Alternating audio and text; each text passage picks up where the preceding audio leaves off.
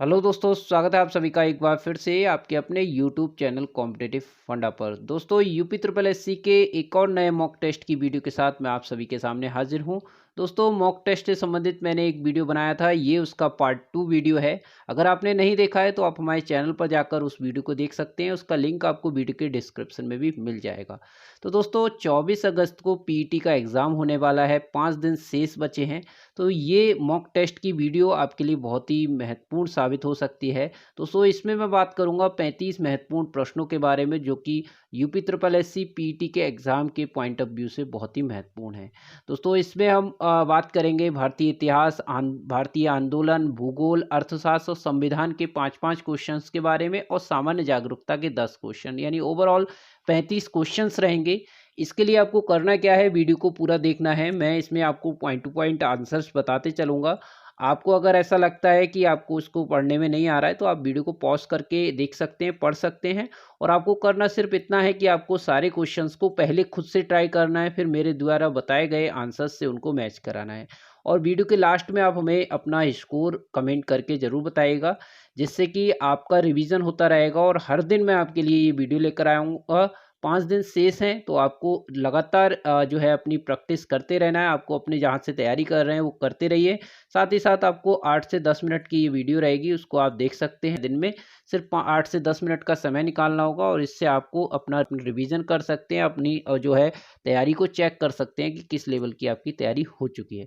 तो चलिए, ज़्यादा समय वेस्ट ना करते हुए मैं वीडियो को स्टार्ट करता हूँ। सबसे पहले मैं देख लेता हूँ भारतीय इतिहास के 5 क्वेश्चंस के बारे में। दोस्तों, इसमें सबसे पहला क्वेश्चन जो आपसे पूछा गया है, इसमें पूछा गया है, निम्नलिखित में से कौन-सा जैनवाद के 3 रत्नों में शामिल नहीं है? तो इसका जो ऑप्शन आप देख रहे होंगे, और इसका जो सही ऑप्शन है दोस्तों, वो है सम्यक मुक्ति, यानी ऑप्शन नंबर 4 इसका जो है सही आंसर हो जाएगा।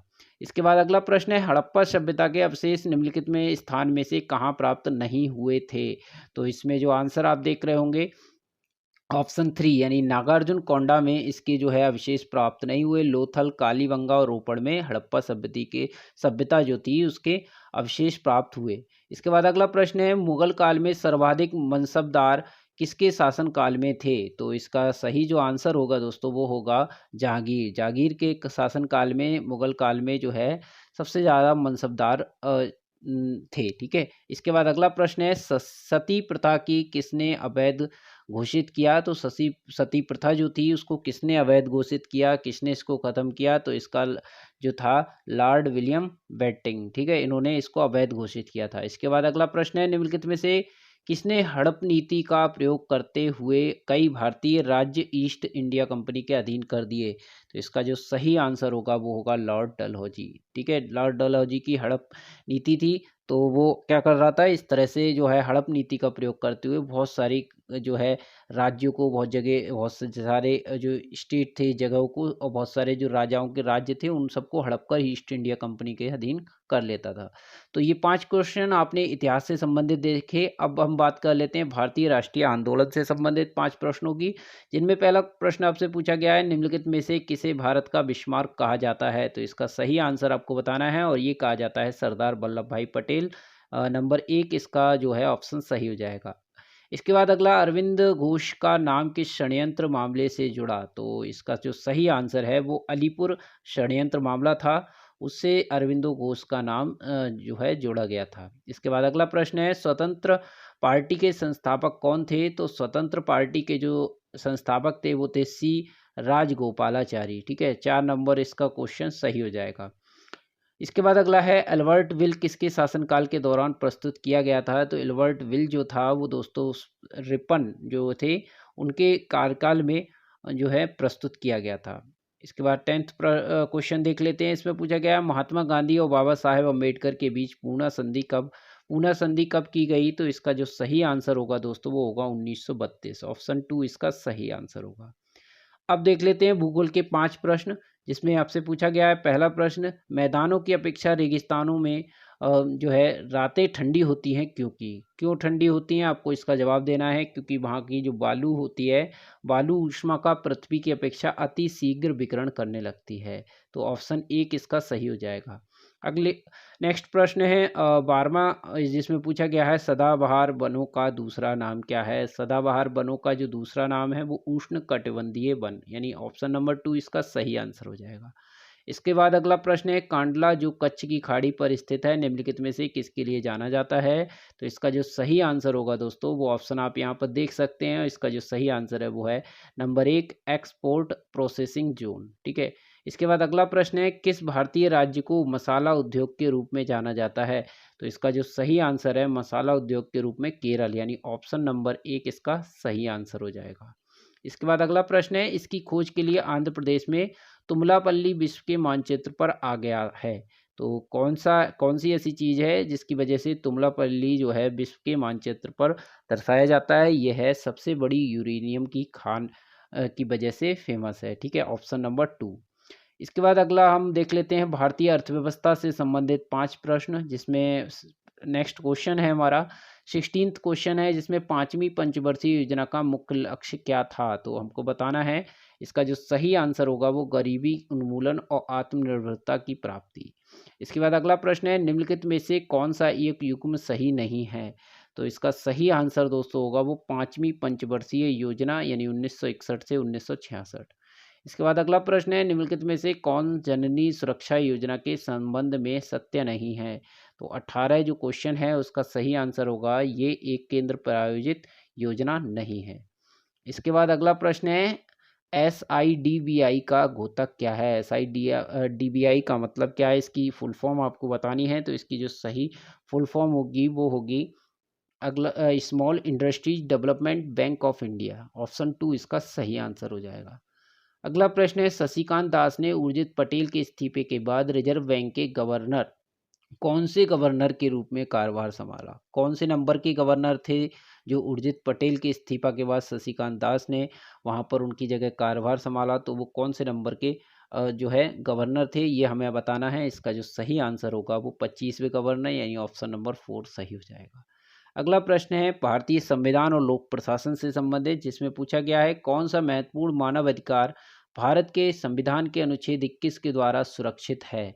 तो इसका जो सही आंसर है दोस्तों वो है जीवन का स्वतंत्रता का अधिकार। ठीक है, ऑप्शन नंबर 4 इसका सही हो जाएगा। इसके बाद अगला प्रश्न पूछा गया है राज्य के नीति निर्देशक सिद्धांतों को किस देश के संविधान से प्रेरणा लेकर व्युत्पन्न किया गया है। नीति निर्देशक सिद्धांत जो है कौन से देश से लिए गए हैं। आयरिश से लिए गए हैं, यानी क्वेश्चन नंबर 2 इसका सही आंसर हो जाएगा। इसके बाद अगला प्रश्न है भारत के संविधान के डैश में कानून के समक्ष समानता का सिद्धांत रखा गया है। तो ये है अनुच्छेद 14 के अंतर्गत, यानी क्वेश्चन नंबर 1 इसका सही आंसर होगा। इसके बाद अगला प्रश्न है पंचायत समिति किसके प्रति अपने कार्यों के लिए जवाबदेही होती है। तो इसका जो सही आंसर है दोस्तों वो है जिला परिषदें। तो पंचायत समिति जो होती है वो जिला परिषदों के प्रति जवाबदेही होती है। ऑप्शन नंबर 3 इसका सही आंसर होगा। इसके बाद अगला प्रश्न है भारतीय संविधान की किस अनुसूची में पंचायती राज संविधान संस्थानों का प्रावधान है। तो इसका जो सही आंसर होगा दोस्तों वो होगा 11वीं अनुसूची, यानी 11वीं अनुसूची के अंतर्गत जो है पंचायती राज संस्थाओं का प्रावधान किया गया है। ऑप्शन नंबर 2 इसका सही आंसर होगा। चलिए अब देख लेते हैं सामान्य जागरूकता से संबंधित कुछ महत्वपूर्ण प्रश्न, जो 10 प्रश्न रखे गए हैं इस टेस्ट के अंदर। इसमें पहला प्रश्न है निम्नलिखित में से कौन अरुणाचल प्रदेश के नृत्य का एक प्रकार है। तो इसका जो सही आंसर है दोस्तों वो है पोपेर। ठीक है, ऑप्शन नंबर 1 इसका सही आंसर होगा। इसके बाद अगला प्रश्न है सिक्किम के भूटिया लोगों का नववर्ष महोत्सव है जो सिक्किम के चंद्र कैलेंडर के 10वें महीने में होता है। तो इसका जो सही जवाब होगा वो होगा सोनम लोशुंग। ठीक है, सोनम लोशुंग, यानी ऑप्शन नंबर 2 इसका सही आंसर होगा। इसके बाद अगला प्रश्न है अंडमान और निकोबार द्वीप समूह में डैश द्वीप हैं। कितने द्वीप हैं अंडमान और निकोबार द्वीप समूह के अंतर्गत। तो ये आपको बताना है। इसमें है 572 द्वीप समूह, यानी ऑप्शन नंबर 4 इसका सही आंसर हो जाएगा। इसके बाद अगला प्रश्न है डंकन दर्रा कहाँ अव्यवस्थित है। तो डंकन दर्रा के बारे में आपको बताना है। तो इसके ऑप्शन आप देख रहे होंगे अंडमान और निकोबार द्वीप समूह, यानी ऑप्शन नंबर 4 इसका सही आंसर हो जाएगा। इसके बाद अगला प्रश्न है भारत वीर सैनिकों के सम्मान में जो देश की रक्षा में कुर्बान हो गए सेना दिवस को मनाते हैं। तो कौन से दिन जो है सेना दिवस के रूप में मनाया जाता है? इसका सही आंसर होगा 15 जनवरी। 15 जनवरी यानी ऑप्शन नंबर 3 इसका सही आंसर होगा। 15 जनवरी को सेना दिवस के रूप में मनाया जाता है। अगला प्रश्न है, पंथी निम्नलिखित में से किस राज्य का एक नृत्य है? पंथी जो है किस राज्य का नृत्य है आपको बताना है। तो इसका जो सही आंसर होगा वो होगा छत्तीसगढ़, यानी ऑप्शन नंबर 3 इसका सही आंसर होगा। इसके बाद अगला प्रश्न है 32वां, जिसमें पूछा गया बेशक के जन्मदिन पर मनाया जाता है। क्या मनाया जाता है बेशक के जन्मदिन पर? ये मनाया जाता है बुद्ध के जन्मदिन पर, यानी बुद्ध के जन्मदिन पर वेशक जो है मनाया जाता है।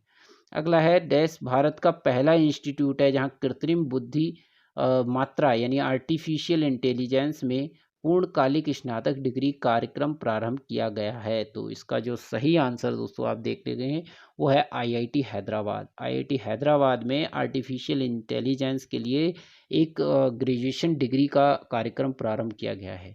तो ऑप्शन जो 1 है इसका सही आंसर हो जाएगा। इसके बाद अगला प्रश्न देख लेते हैं 34वां, जिसमें पूछा गया है सीजर और क्लिप पोपेट्रा किसकी लिखी गई है? ये जो बुक हैं वो किसने लिखी हैं? तो इसका जो सही आंसर होगा वो होगा जॉर्ज बर्नार्ड शॉ, यानी ऑप्शन नंबर 3 इसका सही आंसर है। और चलिए अब देख लेते हैं इस वीडियो का आखिरी प्रश्न, जिसमें आपसे पूछा गया है भारत और अन्य जगहों पर बायोमास से प्राप्त किया जा सकता है। बायोमास से क्या क्या प्राप्त किया जा सकता है? तो इन्होंने कहा इसका जो सही आंसर होगा दोस्तों वो होगा, देखिए ऑप्शन नंबर 4, यानी ऑप्शन नंबर 4 इसका सही आंसर होगा। मूंगफली के छिलके से, गन्ने की खोई से और चावल के छिलके से जो है बायोमास जो है प्राप्त किया जा सकता है। तो इसके जो है 4 ऑप्शन सही हो जाएगा। दोस्तों आपने इस वीडियो के माध्यम से 35 महत्वपूर्ण प्रश्नों को देखा। मैं उम्मीद करता हूँ आपने इसको खुद से भी ट्राई किया होगा और आपका जो भी स्कोर रहा है आप मुझे वीडियो में कमेंट करके ज़रूर बताइएगा, जिससे कि आपको भी मोटिवेशन मिलता रहेगा कि आप कितना अटेम्प्ट कर रहे हैं, लास्ट वीडियो में कितना किया, अब कितना हो रहा है। तो इससे क्या है आपका इम्प्रूवमेंट होगा, तो आपको एक कॉन्फिडेंस लेवल आपका बढ़ेगा कि एग्ज़ाम देते समय जब जाएंगे तो आपको लगेगा ये जो 35 प्रश्न हैं इनमें से आप इतना सही कर सकते हैं। साथ ही साथ मुझे भी मोटिवेशन मिलेगा और ताकि मैं आपके लिए और भी जो है ज़्यादा से अधिक वीडियोस बना सकूं, जिससे कि आपकी अच्छे से तैयारी हो सके।